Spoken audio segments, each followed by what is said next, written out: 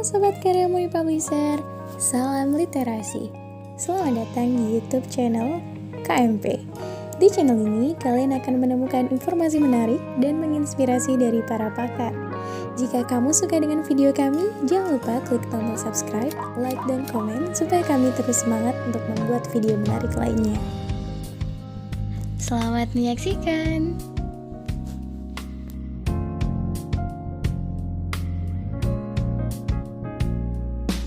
Oke, terima kasih.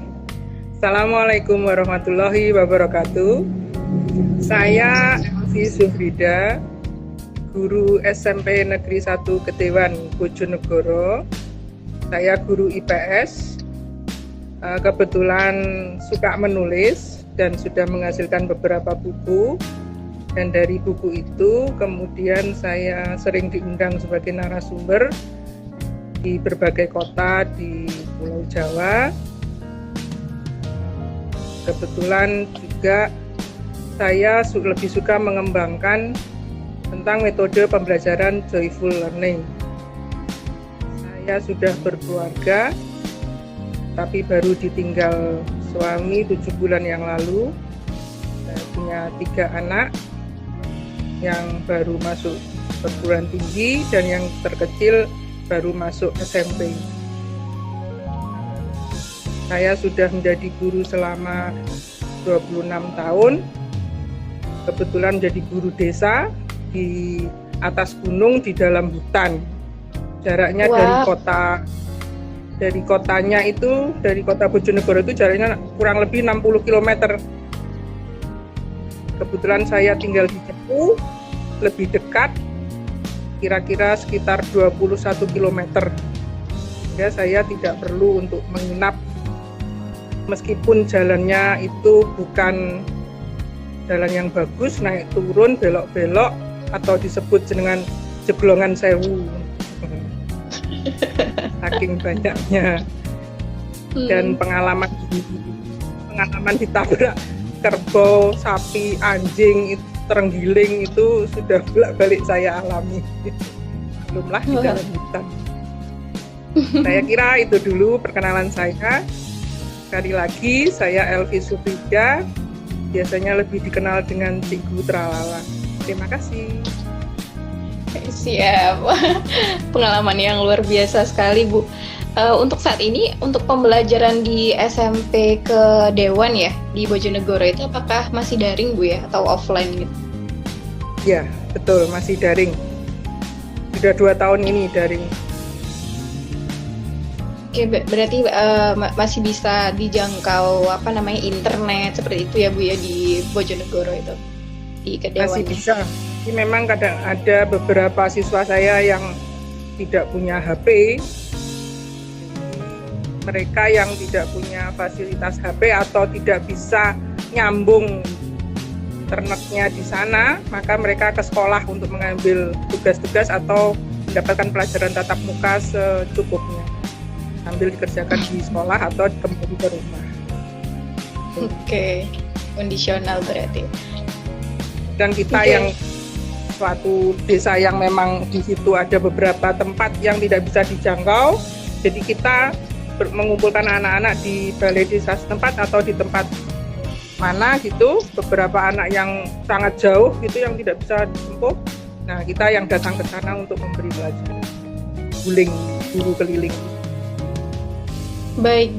Gitu. Berarti meskipun daring tapi tetap ada waktu-waktu di mana siswa itu tidak bisa melakukan daring dan akhirnya gurunya ya, Bu ya, yang datang langsung ke desa itu. Ada. Oke, luar biasa sekali perjuangan guru di masa pandemi ini. Oke.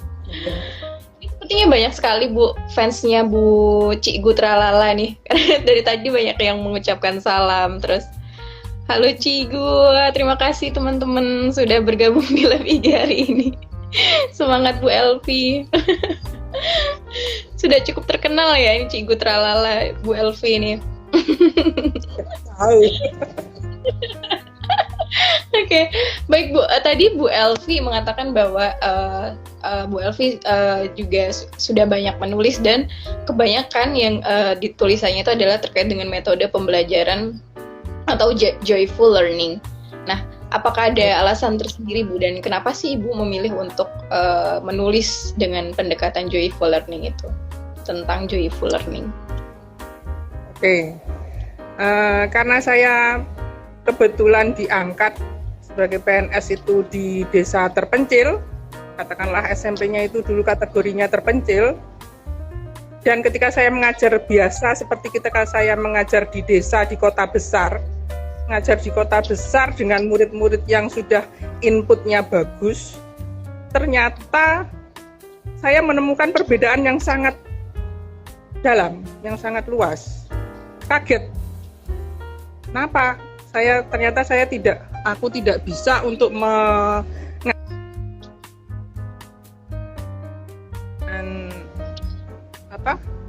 muridku bisa menerima penjelasanku langsung. Nah, itu yang ketika saya mengadakan evaluasi kaget. Kenapa seperti ini? Kemudian saya melakukan pendekatan dengan cara personal. Saya dekati satu-satu, apa saya tanya kesulitannya, jadi saya bisa mengambil kesimpulan, terutama untuk kelas 7 ya, dari anak SD baru ke SMP itu harus beradaptasinya agak lama. Beda karena anak SD terbiasa didikte satu persatu, sedangkan di SMP diajarkan mandiri, tetapi kita tidak bisa langsung untuk harus mengajak mereka berlari. Nah, kemudian juga karena keadaan ekonomi keluarga yang karena dulu saya masih muda, masih punya semangat 45, masih idealisme sekali, sehingga saya suka menekankan harus ini, tek, karena terbiasa dikejar deadline, biasa punya target, biasa punya ambisi. Ternyata saya terapkan di desa itu tidak bisa, sehingga saya akhirnya berpikir, oh berarti kelemahannya di mana? Apakah di saya, di materi saya, atau di mana? Sehingga saya mengadakan sedikit penelitian. Ya bukan penelitian sih, tapi ya cuman tanya jawab gitu dengan siswa, dengan orang tua, dengan guru, rekan-rekan sejawat, dengan kepala sekolah. Akhirnya saya menemukan formula bahwa memang mereka tidak bisa, kecuali memang yang punya otak cerdas ya. Sehingga saya harus pelan-pelan. Saya menemukan memang di usia anak SMP itu memang masih polanya masih bermain. Masih ada anak memang tidak bisa disuruh belajar tekun menghadapi buku itu 1 jam, itu tidak bisa. Paling lama 25 menit. Itu sudah lama sekali. Ya, kita harus punya cara untuk agar mereka senang kembali mengikuti pelajaran lagi. Contohnya memberi ice breaking gitu ya. Setelah berapa kali balik diadakan, saya mengadakan bukan penelitian sebenarnya, tapi ya cuman saya menulis saja, oh seperti ini, oh ini kasusnya seperti ini, tuh saya tulis di jurnal itu. Tiap hari saya menemukan apapun yang saya temukan itu saya tulis, sehingga saya akhirnya oh kalau anak-anak itu diberikan model seperti ini kayaknya suka. Dan saya tidak memberi selalu di dalam kelas, kadang-kadang saya ajak keluar. Sayangnya memang kalau di kelas kita mengadakan permainan, ruangan kita kan rapat-rapat ya, berjajar-jajar gitu kan ya.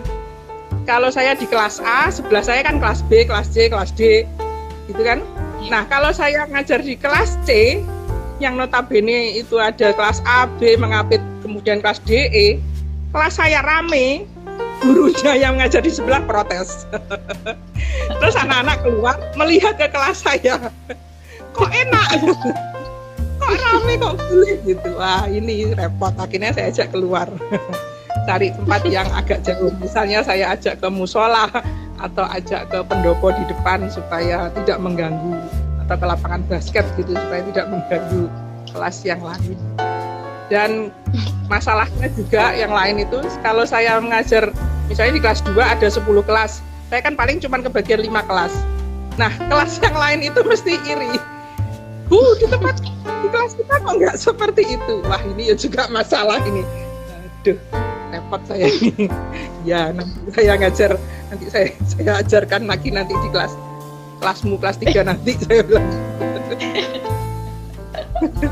Sehingga itulah akhirnya saya menemukan beberapa metode, yaitu joyful learning itu belajar sambil bermain. Saya tidak menuntut anak itu untuk harus kognitifnya bagus ketika ulangan harian, tapi setidaknya dia memaknai bahwa itu proses, bahwa dia belajar dengan senang itu maka akan tertancap di hatinya dan di otaknya dan teringat. Jadi tidak perlu menghafal sampai semalam SKS ya, sistem kebut semalam gitu, tidak usah. Tapi kalau dia dengan senang hati maka akan langsung ingat dan pelajaran itu akan tertancap, dan besok ketika kita mengadakan ulangan harian dia langsung ingat, oh ini seperti itu ini ingat dengan permainan itu, tidak ingat permainannya saja tapi ingat materi yang masuk ke otak. Oke, baik, berarti awalnya memang dari kondisinya ya Bu ya, kondisi di desa terpencil itu memang dari anak-anaknya yang berbeda lah, istilahnya kurang bisa memahami apabila terlalu serius mungkin dalam pembelajaran. Oke. Nah, ketika Bu Cik Gutra Lala menyebutkan bentuk-bentuk joyful learning seperti tadi aktivitas di outdoor, kemudian ada ice breaking. Nah, kemudian saya jadi bertanya-tanya Bu, sebenarnya konsep dari joyful learning ini seperti apa ya Bu ya? Apa yang berusaha dicapai atau tujuan dari joyful learning itu sendiri bagaimana Bu? Sebenarnya tujuannya sama dengan tujuan kurikulum, bahwa anak melewati proses untuk menemukan isi dari materi tersebut sehingga mereka mampu mengolahnya, untuk kemudian mereka mampu untuk merasakan, selain mengolah itu menemukan, maka kemudian mereka jadi menemukan cara belajar bagaimana yang sesuai dengan dirinya, yang sesuai, yang bisa dipakai oleh. Jadi saya tidak memaksa mereka untuk harus hafal, harus bisa, tidak. Tapi selama dia mengikuti proses yang saya ajarkan, itu sudah, kan sekarang penilaiannya ada 3. Selain penilaian kognitif, ada penilaian sikap dan penilaian keterampilan. Nah, itu bisa saya nilai dari sikap anak ini. Apakah dia ogah-ogahan atau serius atau mampu. Nah, itu sudah ada penilaiannya sendiri-sendiri. Katakanlah dia dapat pengetahuannya dapat 30, nggak apa-apa, nggak masalah, memang kemampuannya seperti itu. Tetapi ada usahanya untuk meraih ke arah sana, itu yang saya lingkari, yang saya beri centang.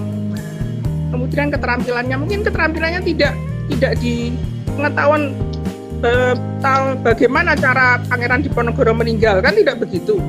Tapi mungkin dia tahu bahwa bisa mencari, Pangeran Diponegoro ini, mungkin dia tertarik akan mencari buku sejarah tentang Pangeran Diponegoro atau mencari di internet siapa sih Pangeran Diponegoro itu, kenapa sih dia bisa memberontak, kenapa sih dia benci banget dengan penjajahan seperti itu. Proses itu memang lama, tapi setidaknya kita harus menghargai usaha keras anak kita. Nah, itu yang kita nilai. Biasanya Bapak Ibu guru tuh lupa tentang itu. Betul sekali. Nah, berarti di sini yang lebih tekankan bagaimana proses dari anak itu ya Bu ya, ketika melakukan pembelajaran, sehingga mereka itu bisa menemukan pembelajaran yang efektif menurut mereka itu yang seperti apa sih? Seperti itu ya Bu ya yang dimaksud Bu Elvi. Iya, betul. Oke, saya kira nge-lag bagusan. Oke. Kurang suaranya. Iya. Nah, Bu Elvi ini kan Bu Elvi saat ini mengajar di level SMP ya. Nah, apakah joyful learning itu bisa digunakan di misalnya SD, SMP atau SMA dalam artian semua tingkatan gitu? Bisa. meskipun itu buku-buku saya itu memang saya khususkan untuk tingkat SMP, terutama pelajaran IPS, tetapi sebenarnya bisa mulai dipakai mulai PAUD, TK, SD, SMP maupun SMA. Karena pada dasarnya kan manusia itu kan perlu bergerak. Nah, gerakan inilah yang saya tekankan dalam metode pembelajaran joyful learning saya. Meskipun sekarang juga sedang daring, tetap bisa, sehingga anak tidak hanya harus menulis saja, tetapi juga harus tertawa, harus gembira, harus senang, sehingga dia akan melakukan tugasnya dengan baik. Nah, satu lagi yang perlu ditekankan, bahwa perlu bagi Bapak Ibu guru ketika tampil pertama kali di depan anak-anak yang baru dikenalnya, harus tampil cetar membahana. Paling tidak harus latihan siswa itu penting. itu penting sekali. Jadi kadang-kadang saya kalau masuk ke dalam kelas ya mungkin heboh gitu. Sehingga supaya apa? Supaya mereka tertarik dulu. Kalau mereka sudah tertarik, gampang kita menggiringnya. Tuh. Ibaratnya first impression-nya itu harus cetar, harus berkesan gitu Bu. Ya, kalau cuma datang assalamualaikum selamat pagi sudah biasa. Tapi kita ciptakan yang aneh, yang unik dan aneh. Halo. Sepertinya ada kendala dengan sinyal teman-teman. Boleh di komen nggak ya? Ini apakah dari saya atau dari Bu Elvi yang bermasalah jaringannya?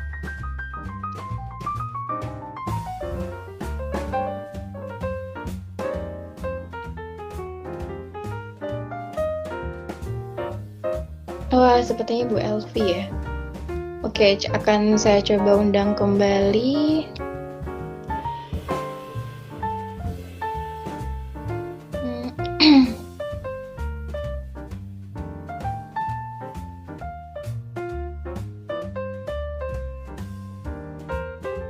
Oh ya, teman-teman, apabila ada pertanyaan boleh ditulis di kolom. Jaringannya Bu yang bermasalah. Iya. Kembali Bu Elvi.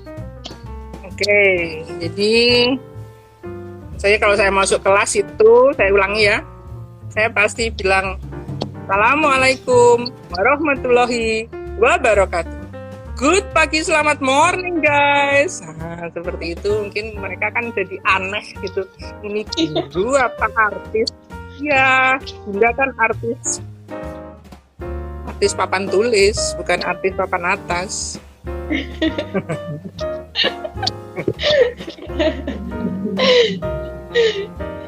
Oke, luar biasa. Ya, memang unik sekali ya, dan pasti siswa-siswa akan akan jadi nggak takut gitu ya. Jadi bisa enjoy dengan pembelajarannya ketika mereka itu tidak takut dengan gurunya.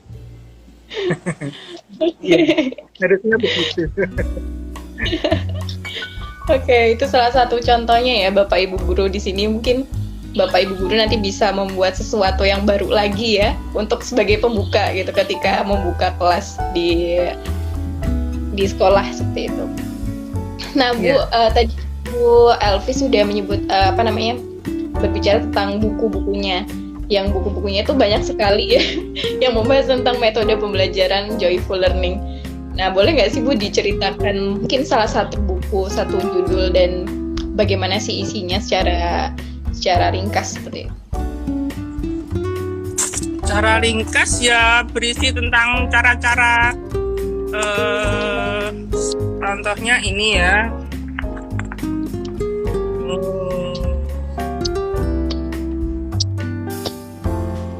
Itu semua metode-metode menggunakan, saya lebih senang menggunakan kertas warna-warni. Jadi anak-anak seperti anak TK, anak PAUD gitu ya, menggambar, menggunting, membuat gitu ya. Tapi jangan dikira nanti hasilnya lebih bagus dari yang kita buat sendiri. Kita hanya mencontohkan, nanti biarkan anak-anak berkreasi sendiri. Silakan. Tidak harus kaku, hanya kertas ditulusi terus dikumpulkan, tidak. Tapi bisa dihias sesuai dengan kemampuan dia. Kalau yang pinter gambar, wah hasilnya juga bagus-bagus. Banyak sekali hasilnya di tempat saya itu, saya kumpulkan itu ada 1 gudang sudah. Itu kalau mau dibuang atau mau dijual itu saya teriak-teriak, jangan, ini bisa dipakai. Bisa dipakai untuk contoh. Akhirnya ya, tapi kadang-kadang akhirnya saya pilih lagi yang bagus-bagus, saya simpan, saya tempelkan, saya taruh di majalah dinding, di lemari kaca supaya yang lain bisa dilihat. Sambil saya nilai itu. Nah, untuk minggu ini juaranya dari kelas ini saya beri nilai 100 yang besar pakai tinta spidol merah itu. Terus saya catat, ini bagus karena begini. Aja, nggak usah tulis kekurangannya itu kita panggil anaknya, ini kurang, besok kamu kalau disuruh bunda ini diperbaiki ya, ya. Jadi kita tidak boleh mematikan kreativitas anak dengan menyalahkannya di depan umum, tapi kita dorong dia untuk selalu berbuat yang terbaik, menghasilkan karya yang terbaik dari dirinya, seperti itu. Jadi saya pasang di majalah dinding seperti itu supaya mereka tahu. Ini ada acak kata, ada seperti TTS, ada pesawat kertas, ada, kalau pesawat kertas ini harus di luar kelas ya, karena lempar-lemparan. Kalau di dalam kelas kan kurang luas. Nah ini biasanya anak-anak suka sekali teriak-teriak pasti, wah rebutan itu. Saya video bolak-balik itu saya tampilkan di Facebook atau di WA itu. Akhirnya teman-teman guru yang lain meniru dan kemudian dijadikan PTK, jadikan best practice. Oh silakan, meskipun tidak mengakui kalau itu adalah dari saya, nggak apa-apa, nggak masalah, silakan. Saya meskipun ada bukunya ya tidak membuat mereka senang itu saya juga sudah senang juga. Kan kalau semua pinter kan ya seneng toh. Gurunya pinter, muridnya pinter, itu sudah kebahagiaan tersendiri. Jadi lebih mudah untuk mengarahkan. Itu Mbak Alfi. Oke, baik. Berarti intinya semua buku yang Ibu tulis itu terkait dengan metode pembelajaran yang Ibu alami sendiri, Bu ya. Jadi pengalaman Ibu dalam mengajar anak-anak SMP itu ya, Bu. Benar. Nah, bagaimana sih Bu bentuk joyful learning? Kan saat ini kita mengalami anak-anak menjalani pembelajaran daring nih. Nah, mungkin Ibu bisa memberikan salah satu contoh supaya bisa menjadi contoh juga buat Bapak Ibu guru lainnya di sini, Bu. Contoh apa ya? Kan kalau saya memberi pembelajaran daring kan bisa dengan Google Classroom, Google Meet, dengan PPT. Tapi saya lebih suka setelah saya alami semua, karena tempat situasi siswa saya, otomatis kita menyesuaikan dengan situasi kondisi siswa. Nah, setelah melalui beberapa tahapan, akhirnya saya memutuskan bahwa lebih baik saya memberi pembelajaran daring lewat WA. Lewat WA. Ya, WA kelas. Saya bikin WA kelas berapa kelas yang saya ampu. Itu kemudian saya tulis daftar list siswa untuk absennya. Jadi mereka mengisi daftar listnya itu saya tunggu sampai jam 4 sore. Kalau lebih dari jam 4 sore saya beri peringatan. Kamu tidak masuk atau masuk, maka nilai kamu sudah berkurang. Nah, silakan, itu your choice, saya bilang gitu. Kemudian tugasnya saya tulis juga berupa LKPD, di situ saya terangkan langkah-langkahnya. Di atasnya saya beri materi tugas, materinya ini. Kemudian bawahnya itu yang A ya, yang B saya beri tugas. Tugasnya itu yang nomor 1 otomatis silakan berdoa menurut agama dan kepercayaan masing-masing. Kalau sudah, yang kedua silakan dibuka bukunya, dibaca, kemudian perintah yang seterusnya ke bawah silakan dibaca. biasanya kalau lewat daring, saya pergunakan aplikasi-aplikasi yang ada di WA. Contohnya kalau di WA itu ada pesan suara, ada ikon bendera-bendera seperti kemarin menerangkan tentang negara-negara ASEAN. Nah, saya tulis negara ASEAN kan ada 10. Itu 10 negara ASEAN, saya tulis nomor 1 Indonesia, 2 Malaysia sampai 10 terakhir. Kemudian saya suruh mereka untuk meletakkan bendera dari negara-negara ASEAN itu di situ. Kan itu ada itu ikon bendera di WA itu. Iya. Nah, nanti mereka akan melihat atlas. Itu caranya men-trik untuk anak-anak itu mau buka buku, dia kan buka atlas. Wajib punya atlas untuk siswa SMP. Nah, nanti kan dia mencari, oh itu ini, oh itu ini. Wah, seneng mereka gitu. Seperti itu. Oke, baik, berarti pembelajarannya juga ini ya Bu ya, menarik ya, karena ada ikonnya juga, terus juga sehingga mengharuskan mereka itu membuka atlas pada akhirnya. Iya, saya mewajibkan mereka punya atlas dan kamus. Harus itu. Kamusnya terserahlah, kamus bahasa Inggris, kamus IPS, atau kamus populer, boleh. Oke. Kan jadi karena memang banyak kata yang dicetak miring di buku itu kan ya, buku paket itu kan ada kata yang dicetak miring, ada kata yang dicetak tebal. Nah itu saya suruh cari artinya. Tidak usah menyuruh anak pelajari bab ini halaman sekian sampai sekian, kemudian rangkum. Bosen anak-anak. Suruh aja cari kata-kata sulit yang ada di bukumu dari halaman 1 sampai halaman 10. Berapa kata yang bisa kamu dapat? Kalau dapat 25 kata, nilainya sekian. Dapat 100 kata, nilainya sekian. Oh, rebutan mereka. Nanti kalau sudah terkumpul, coba urutkan yang kapital depannya A, kumpulkan jadi satu, A, B, B, B, B, B, C, C, C, C, C. Nah, sudah jadi kamus kan? Nah, selesai. Kamus IPS. Nah, oke. Itu aja. Oke, baik Bu. Nah, pasti kan dalam setiap metode pembelajaran itu pasti ada kendala atau hambatan yang dialami. Nah, untuk Joyful Learning sendiri ini menurut Ibu yang sudah berpengalaman dalam menerapkan Joyful Learning, apa sih Bu hambatan-hambatan atau kendala yang dialami? Hambatannya paling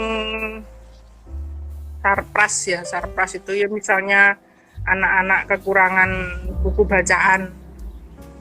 Dan yang kedua faktor anaknya sendiri.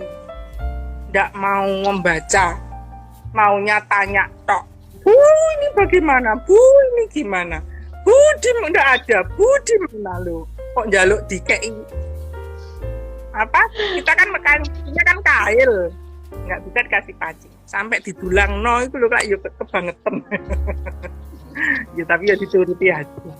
Kadang-kadang ya sudahlah, coba kamu perhatikan kata-kata Bunda ini apakah belum jelas menurut kamu. Dibaca lagi coba. Seperti saya bilang begitu. Ya harus sabar memang.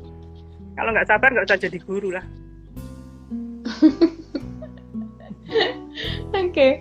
Berarti kita melatih untuk anak itu supaya mandiri Bu ya, mandiri dalam belajar seperti itu. Jangan hanya memberikan ikan tapi berikan pancing. Yang penting bagi saya mental anak harus bagus. Jadi kita ajarkan karakter mereka nanti harus bermental bagus ketika tidak bersama dengan kita.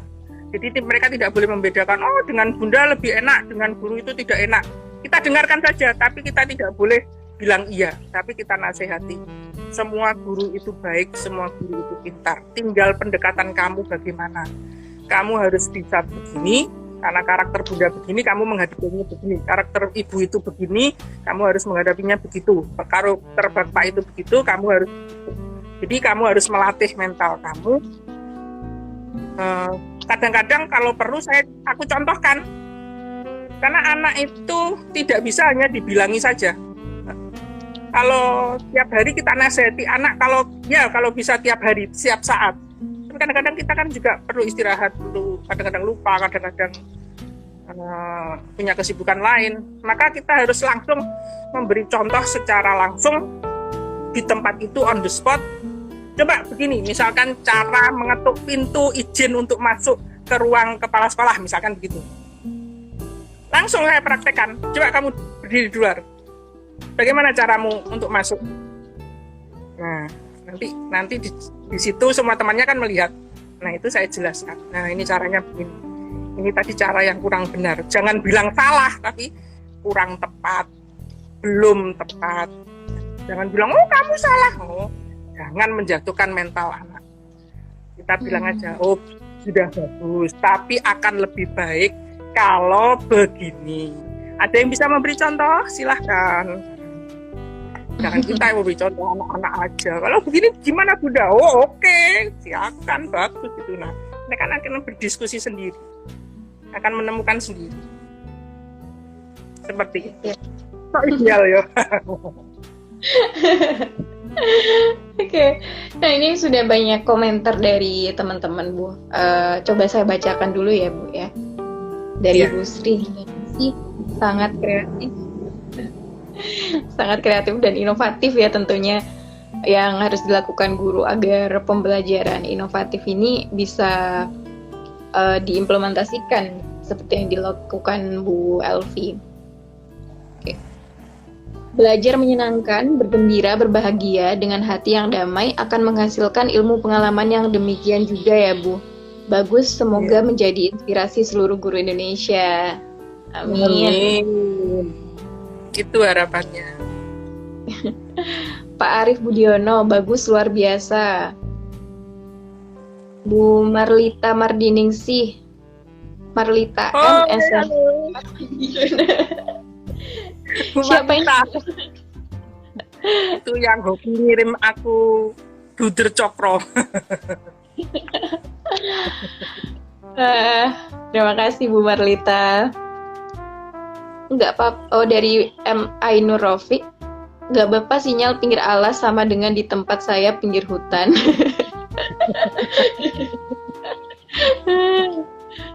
Bu Sri Daningsih. Itu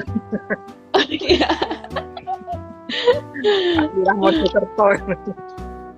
Oh, oke. Bu Sri Daningsih, sip artis papan tulis. Wah, ini istilah baru nih.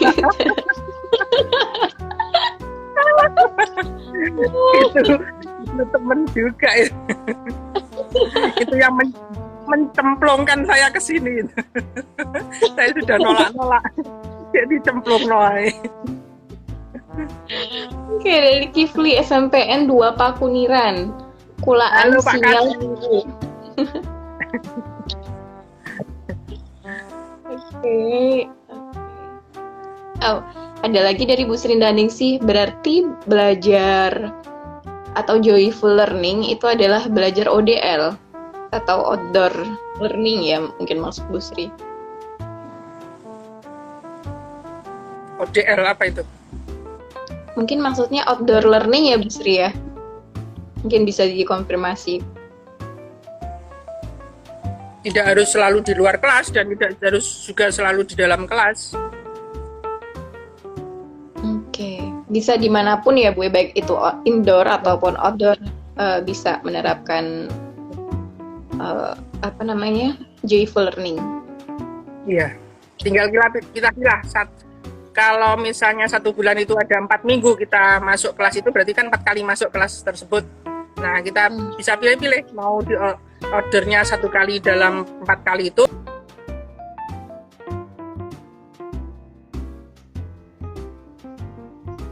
Maaf, putus ya. Iya Bu, nggak apa-apa. Oke Bu, ini ada tadi. Ya. Dari Bu Marlita, metode daring dan luring. Apakah joyful learning bisa efektif? Oke. Apakah metode joyful learning bisa efektif?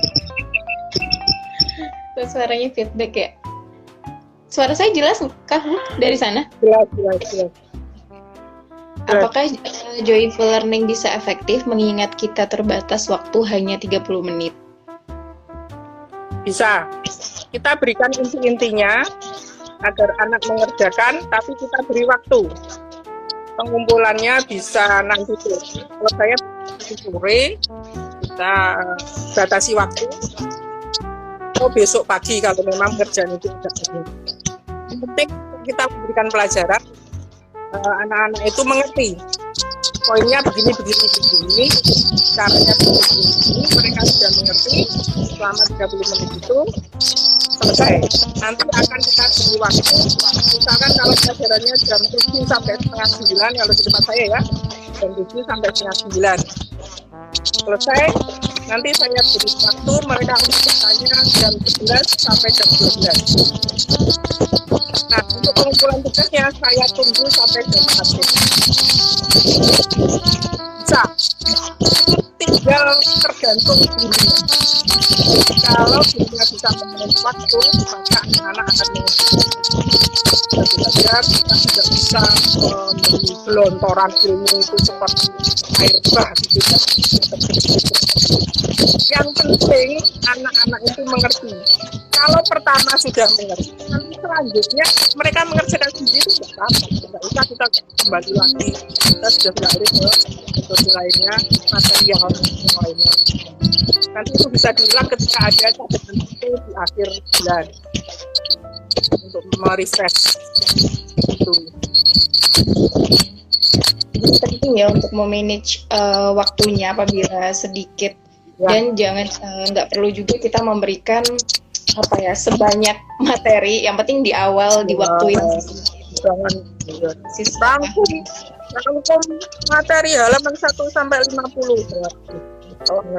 Lah itu apa diperiksa kayak tidak tahu. Iya. Tidak mau nih saya meriksa satu kelas 32 anak merangkum halaman 1 sampai 60. Yo eman mata saya deh. Apalagi cuman itu satu kelas lah. Kalau saya mengampu 8 kelas, itu sampai kapan? Oke, baik. Berarti sedikit yang penting berkualitas dan berdampak pada siswa itu materinya. Kan ada model penilaian.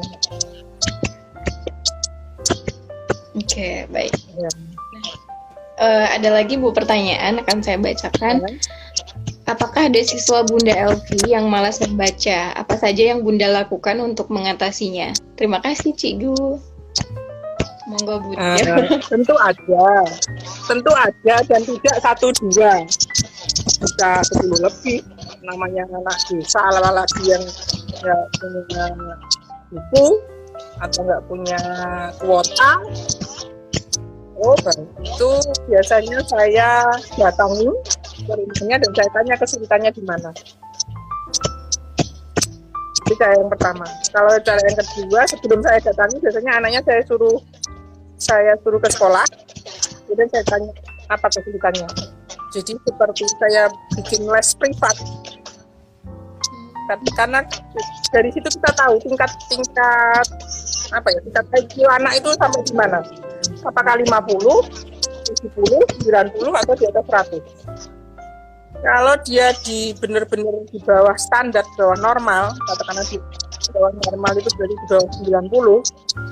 Nah, kita tanya latar belakangnya apa? Latar belakangnya bagaimana? Kenapa malas? Kita gali terus. Terus, kamu sukanya pelajaran apa? Pelajarannya Bunda suka apa enggak? Suka pelajarannya atau suka orangnya? Nah, kalau sudah kita dapatkan jawaban-jawaban itu, terus kita adakan pendekatan lagi. Tapi kalau kamu kerjakan ini dulu, halaman 1 ini, coba misalkan kita kasih pertanyaan yang ada di halaman 1. Bisa temukan apa enggak? Kalau bisa, berarti kita lanjut ke level 2. Kalau sudah bisa, lanjut ke level 3. Ketika anak itu sudah merespon, maka kita tanya lagi. Kamu suka, kamu senang, kamu bahagia. Kalau iya, berarti besok bisa ya mengikuti Bunda. Masih mau diajar Bunda. Kalau dia mengangguk, maka saya akan bilang terima kasih sambil menjabat tangannya. Besok kita ketemu lagi di WA ya. Oke, siap. Biasanya seperti itu sudah efektif. Memang harus perlu pendekatan kasih sayang itu nomor satu. Nggak perlu kita marah-marah, bengak-bengok, asani di teman sejawat, tidak perlu pendem dewi aja. Tulis saja di jurnal. Oh, anak ini namanya ini nomor urut sekian, latar belakangnya seperti ini. Tapi dengan pendekatan ini berhasil. Oke, nah itu besok bisa buat ditulis jadi kenangan, nanti dibukukan. Gitu aja. Oke, pendekatan kasih sayang Bu Sri yang dilakukan oleh Bu Elvi dalam hal ini, menemukan mungkin siswa yang malas belajar, malas membaca atau malas belajar ya, dan komunikasi juga dengan siswa. Ya, nanti membina komunikasi. Kalau terakhirnya ya kita datangi setelah kita adakan pendekatan, kita panggil orang tuanya, kita ajak ngobrol juga, kesulitannya di mana. Nah, kita temukan orang tua dengan anaknya. Nah, silakan ngobrol. Nggak apa. Itu jadi rahasia saya. Silakan kalian omong bebas. Nanti supaya kita tahu apa sih dibalik mereka tidak mau belajar, tidak mau membaca. Apakah kurang uang sakunya? Apakah banyak larangannya? Apakah banyak bentaannya orang tua? Apakah ketidakpedulian orang tua justru? Kita harus tahu. Kita rangkul mereka. Kita rangkul orang tuanya juga. Makanya saya juga perlu mengadakan WA orang tua supaya tahu perkembangan anaknya. Berarti tetap komunikasi dengan orang tua juga melalui WhatsApp Bu ya, selama daring. Betul. Hal baru buat saya karena saya juga baru tahu Bu dalam hal ini. Oke, saya coba baca lagi pertanyaan dari teman-teman yang lain. Oh, ini ada komentar dari Bu Marlita. Bunda Elvi tiada duanya. Bagaimana joyful learning untuk blended pembelajaran? Blended itu maksudnya apa ya Bu Marlita? Campuran. Blended itu campuran antara daring dan tatap muka. Yo malah bagus toh. Bisa diterapkan itu. Jadi ketika tatap muka kita memberikan pengetahuan secara mungkin ceramah atau diskusi, nanti digabungkan dengan ketika kita daring.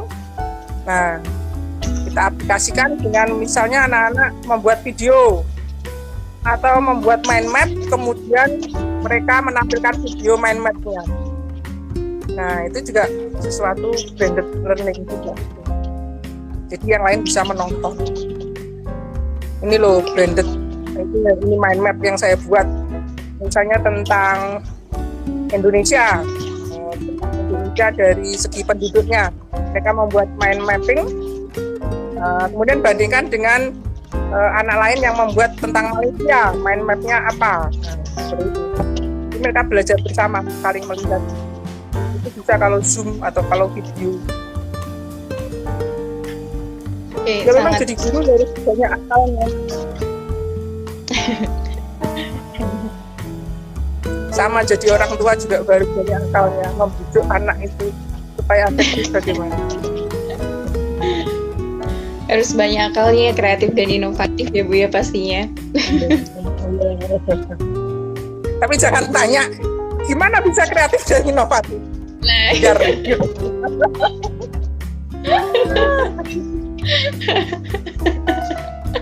Oke. Ya tahu. Ya banyak aja berpikir gitu aja.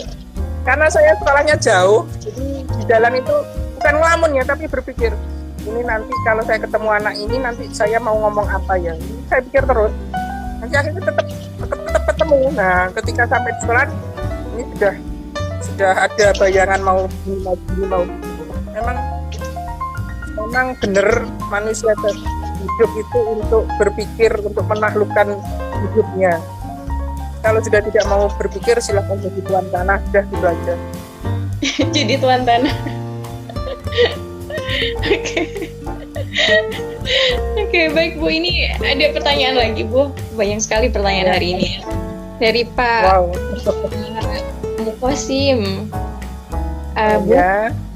pembenaran saat ini dengan disertifikasi pembelahan yang unik dengan muatan literasi dan numerasi serta patsi. Bagaimana ya Bu langkah-langkah pembelajaran joyful learning dengan kondisi sekarang? Oh, ya Pak. Pak Mukosim, bagus sekali pertanyaannya, bagus.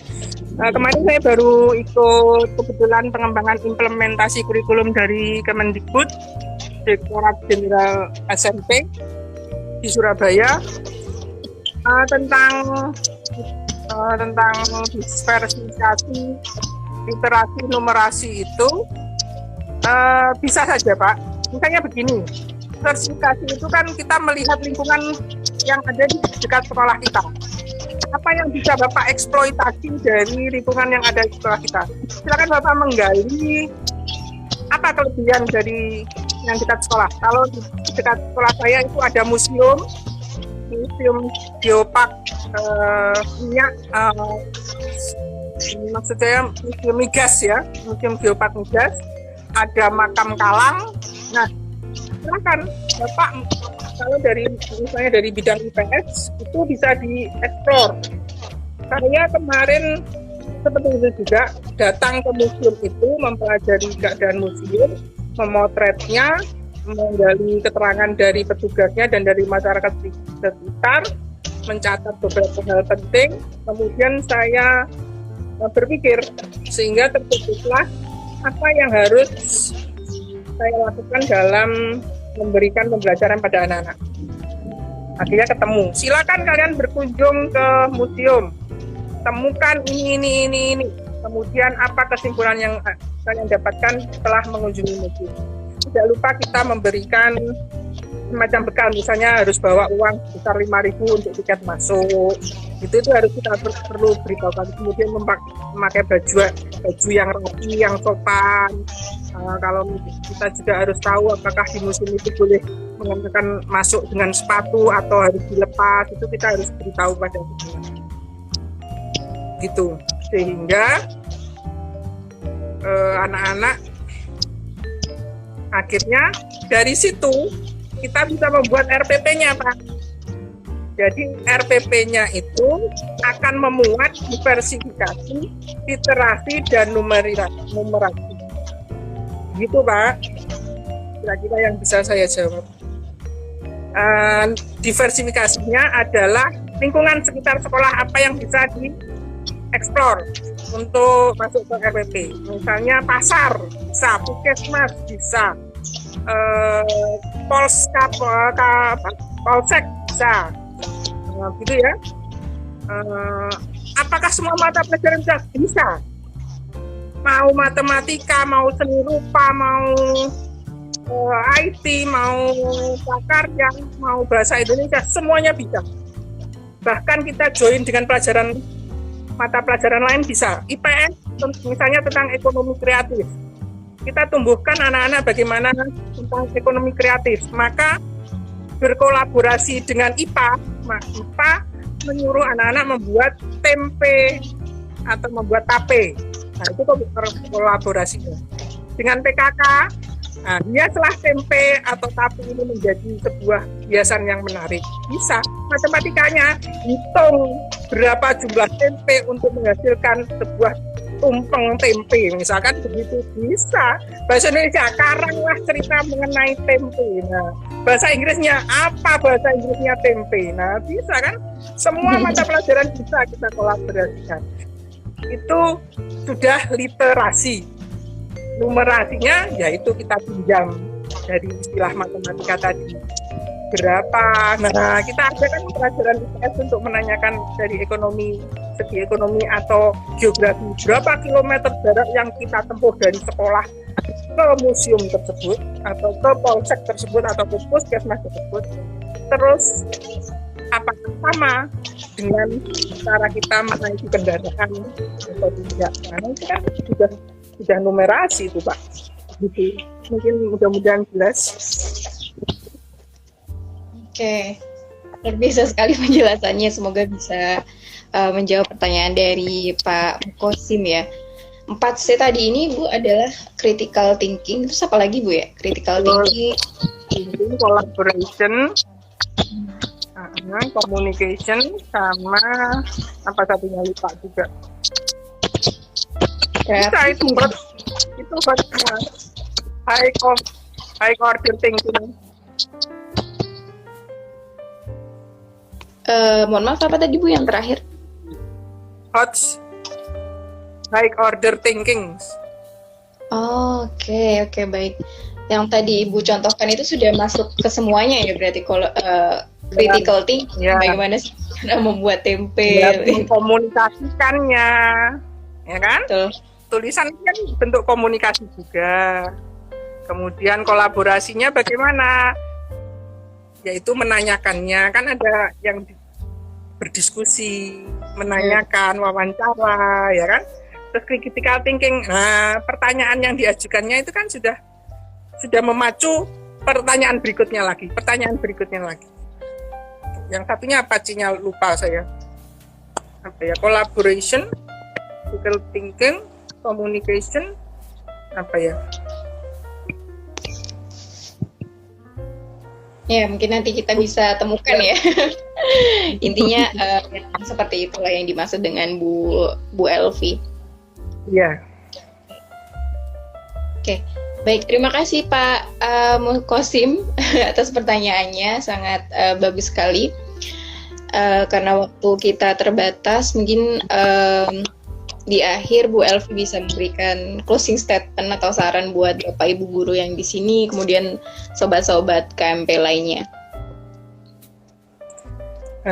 Untuk pertama-tama saya ucapkan terima kasih atas kesempatan yang telah diberikan untuk saya berbagi kepada seluruh penggemar KMP dan Bapak Ibu guru yang ada di sini.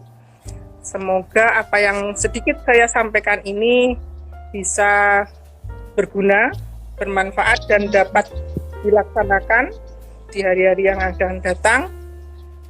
Hanya pesan saya, silahkan segala sesuatu yang Bapak Ibu lakukan itu ditulis.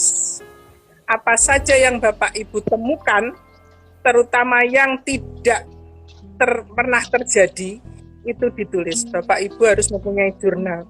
Sehingga nanti kalau saat tidur atau saat punya waktu luang, ketika dibolak-balik lagi dilihat, oh saya pernah menemukan kasus seperti ini. Enaknya gimana? Nah, nanti Bapak Ibu akan bisa berpikir.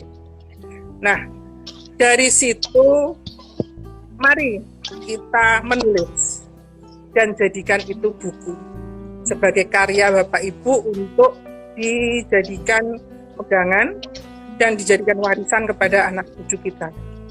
Boleh kita mati berkalang tanah, tetapi karya kita akan abadi ketika banyak orang yang akan memanfaatkannya. Sekian, terima kasih. Wah, terima kasih Bu Elvi atas kesan dan sarannya buat Bapak Ibu guru di sini. Pastinya ada banyak informasi yang sangat bermanfaat ya yang kita dapatkan hari ini, dan teman-teman KMP juga. Oke, saya dari KMP mengucapkan mohon maaf Bu apabila ada kekurangan, dan terima kasih banyak sudah menyempatkan waktunya meskipun cukup sibuk ya Bu.